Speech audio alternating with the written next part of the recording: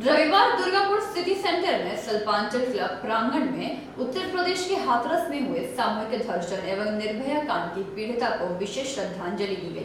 साथ ही महिलाओं को आत्मनिर्भर बनाने हेतु 6 महीने के मुफ्त आत्मरक्षा ट्रेनिंग सर्टिफिकेट के साथ दी जाएगी। देखो बाबू कि धूप ज़्यादा है, इस तरफ से बोलते हैं सब लोग इधर छाँव में ही बैठे। आप इन्हों को ही बुला लीजिए। इधर आ जाओ बाबू, आप लोग इधर आ जाओ, इधर आ जाओ आप लोग।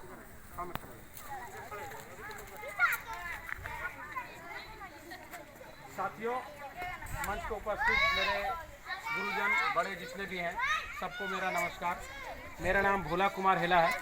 मैं पश्चिम बंगाल अनुसूचित हेला जाति महासंघ का पश्चिम बंगाल का प्रदेश कार्यकारी अध्यक्ष हूँ और स्वच्छकार समाज बौद्धिक संस्थान 42 जातियों का जो संगठन है जिसका रजिस्ट्रेशन बनारस से संस्था है और ऑल ओवर इंडिया में काम करती है, उसका मैं नेशनल वाइस प्रेसिडेंट। साथियों, आज ये परिस्थिति हम लोग जो उत्पन्न हुई है हम लोगों के सामने हाथरस की घटना में मनीषा वाल्मीकि बहन के साथ जो दुर्व्यवहार हुआ, उनके साथ जो गंदी हरकतें हुई, उसके बाद उनके मैंने साथ बलात्कार भी किया गया, उनका जीभ भी कट गया, रीढ़ की हड्डी भी टूट गई और मरने के बाद भी बहुत सारी राजनीति हुई। इस तरह केवल मनीषा वाल्मीकि नहीं, उसके पहले हम लोग देखेंगे तो बहुत सारी बहनें, बहुत सारी बेटियों के साथ अन्याय अत्याचार हो रहा है और हुआ भी है। तो हम लोगों ने और तारकदा ने मिलकर के एक प्लान किया कि केवल श्रद्धांजलि तस्वीर के आगे फूल देने से, कैंडल जलाने से नहीं होगी, ये बात नहीं बनेगी। बात कुछ सकारात्मक ढंग से बदलने के लिए इस समाज में कुछ नया चीज़ लेके आना होगा। क्योंकि देखिए, बलात्कार या किसी की हत्या भीड़ में नहीं होती है, बाजार में नहीं होती है, सड़कों पे नहीं होती है। जब वो बच्चियां या जब बहनें अकेले किसी काम से व्यस्त होती हैं, उसी वक्त ये घटनाएं घटित होती हैं। मतलब उनकी रक्षा के लिए कोई नहीं होता। तो पॉइंट यहाँ पर आके अटकता है कि उनको अपनी रक्षा करने के लिए हर समय सबल बनाना होगा, सक्षम बनाना होगा, तभी हमारा दायित्व ये पूरा होगा। और नहीं तो हम लोग हर बार बच्चियों के मरने पर, बलात्कार होने पर जुलूस, मिছিল और कैंडल और पुष्पांजलि करके, श्रद्धांजलि दे करके और सोशल मीडिया में बहुत सारी चीज़ें लिख करके हम लोग शांत पड़ जाएंगे। तो इसको कहीं ना कहीं तो रोकना होगा, इस अत्याचार, इस अन्याय को तो रोकना होगा। साथियों, आज के तारीख में जिनके पास सक्षम है वो लोग तो विभिन्न प्रकार के सेल्फ डिफेंस की टेक्निक, जैसे मार्शल आर्ट है, कोई कुशिन कराटे है, बॉक्सिंग है, ये बहुत सारी चीज़ें वो लोग सीखते भी हैं। और नहीं तो जिनके पास खूब बहुत ज़्यादा पैसा, उनके तो खुद के बॉडीगार्ड होते हैं 2-4, हर वक्त बच्चों के साथ कोई ना कोई होता है। लेकिन एक भारत और भी है जिनके माँ बाप कहीं पर प्राइवेट जॉब करते हैं, किसी घर में साफ़ सफाई का काम करते हैं और बच्चियां छोटी छोटी घर पे रह जाती हैं। सवाल ये नहीं है कि खेतों में बच्चियां असुरक्षित हैं, सवाल ये भी नहीं कि सड़कों पर असुरक्षित हैं, स्कूल में, कॉलेज में, यूनिवर्सिटी में असुरक्षित हैं। सवाल ये है कि बच्चियां घर पे भी असुरक्षित हैं। आप देखेंगे, सर्वे रिपोर्ट कहता है कि जितने भी बलात्कार होते हैं, विशेष करके भारत का सर्वे जो है अभी तक, उसके आधार पर 80% तो जो बलात्कार की घटनाएं या हत्या की घटनाएं होती हैं वो बाहरी लोग करते हैं, लेकिन रेस्ट ऑफ 20%, जो 20% घटनाएं होती हैं, वो घर के ही रिश्तेदारों के द्वारा बच्चियों के साथ होती हैं। तो अब समस्या ये है कि इससे निकल के बाहर कैसे आना है। तो हम लोगों को इससे निकल के आने के लिए अभी जो वर्तमान परिस्थिति में हम लोगों को यही रास्ता एक अच्छा लगा और महसूस करता हूँ कि आप भी इस बात से सहमत होंगे। और देश की जो समस्या है उस पर हम विशेष चर्चा नहीं करेंगे, वो राजनीतिक मुद्दा बन जाएगा। लेकिन अभी जो ज्वलंत मुद्दा है उसमें यही बहन मनीषा वाल्मीकि के लिए और जितनी भी बहनें इस यातना के शिकार हुई हैं उनके लिए यही हमारी तरफ से श्रद्धांजलि है। और आशा करते हैं कि इस जो सेल्फ डिफेंस टेक्निक की ये जो श्रृंखलाबद्ध कैंप की शुरुआत हम लोगों ने दुर्गापुर से की है, ये हम लोग पूरे पश्चिम बर्धमान से लेकर के पूरे बंगाल में और पूरे भारत में इसको लेकर के जाएंगे। विभिन्न प्रकार के संगठन हैं, विभिन्न प्रकार के NGOs हैं और विभिन्न प्रकार की राजनीतिक पार्टियां हैं। चाहे जिस झंडे के तले हों, बहनें बहनें होती हैं, बेटियां बेटियां होती हैं, चाहे जिस धर्म की हो, चाहे जिस जाति की हो, और चाहे अमीर की हो, चाहे गरीब की हो, हम सब का उसी तरह सम्मान करते। सभी हमारी बहन और बेटियां हैं, माताएं हैं।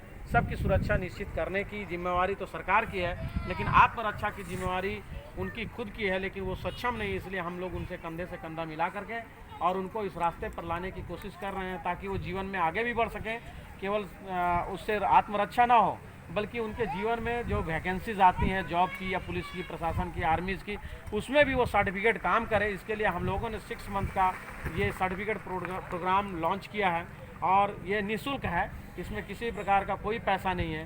आए लोग सीखें मन लगा करके, और आशा करते हैं कि विभिन्न प्रकार के संगठन हैं, राजनीतिक पार्टियां हैं और संस्थाएं हैं, एनजीओज़ हैं, आगे चल के इनको आशा करता हूं कि उनको यूनिफॉर्म भी मुहैया करा दिए जाएं। अपने अपने सहयोग से सब लोग करें, यही आशा और यही विश्वास करके आपके सबके सहयोग की कामना करते हुए मैं अपना वक्तव्य समाप्त करता हूँ। जय हिंद, जय भारत, जय हिंद। बहुत बहुत धन्यवाद हमारे श्री भोला जी को। और मैं अब हमारे वार्ड के प्रेसिडेंट साहब श्री शंभूलाल जी को मैं अनुरोध करूँगा जो सब कहने के लिए।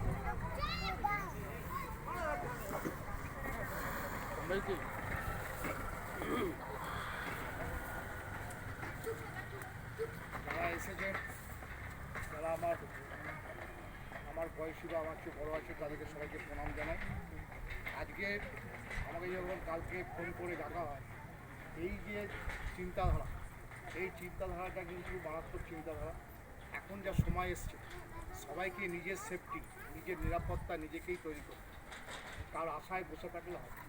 আজকে যদি বাচ্চা মেয়েদেরকে, ছেলেদেরকে এরকম ক্যারাটে শিখে তৈরি করা, তাহলে এরা নির্ভয় আর নিজের যে শক্তি, রাস্তা দিয়ে যদি একা একা যায়, সে জানবে যে আমাকে যদি কেউ আঘাত করতে আসে আমি তার প্রতিঘাত করতে পারব।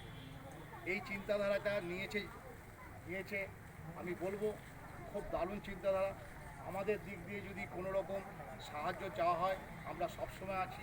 এবং এইটা যদি আমরা আমাদের এমএমসি টাউনশিপ এলাকায়, আমাদের পল্লী এলাকায় যদি আমরা ছড়িয়ে দিতে পারি, এখানে প্রচুর পল্লী আছে, পল্লীতে অনেক বাচ্চারা আছে।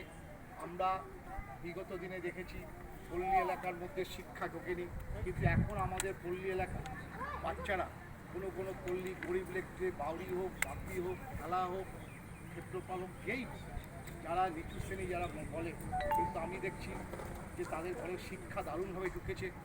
আমাদের এখানে একটা যাদবপুরের ছেলে ছিল, সেই ছেলেটা ড্রেন পরিষ্কার করত, তার মেয়ে ইংরাজিতে অনার্স নিয়ে গ্র্যাজুয়েশন কমপ্লিট করেছে। আমাদের দেখলে গর্ব হয়। আমরাও চাই ওই যত উন্নত হবে এলাকা, যত বাচ্চাদেরকে উন্নত করা যাবে, তত আমাদের নিজেদের ভালো লাগবে। এই চিন্তাধারাটা খুব দারুণ চিন্তাধারা, যেটা আমরা কল্পনা করতে পারিনি। আমাদের যাদের মাথা থেকে এটা এসছে, তাদেরকে আমাদের তরফ থেকে, আমার তরফ থেকে অসংখ্য ধন্যবাদ জানাই। এবং সব বাচ্চাদেরকেও বলবো, বাচ্চার গার্জিয়ানরা যদি কেউ থাকেন, আপনারা 2 দিন প্র্যাকটিস করার পর 3 দিন আসবেন না, এটা যাতে না হয়। বাচ্চাদেরকে প্র্যাকটিস করান। ক্যারাটেটা এখন সব জায়গা হয়। আমি যখন স্কুল মাঠে হাঁটতে যাই তখন দেখি ক্যারাটে শিখছে। আমি যখন স্কুল মাঠে এই স্টাফ ক্লাবে যাই তখন ক্যারাটে শিখছে। আমি কমিউনিটি সেন্টারে গেছি ফুটবলের ব্যাপার নিয়ে, দেখছি ক্যারাটে সবাই শিখছে। সব বাচ্চারা ক্যারাটে শিখছে।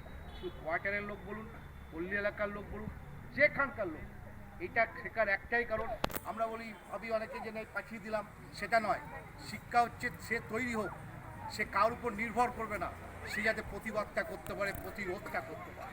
তার জন্য এই চিন্তাধারা, এর জন্য অসংখ্য ধন্যবাদ। এই বলে আমি আমার বক্তব্য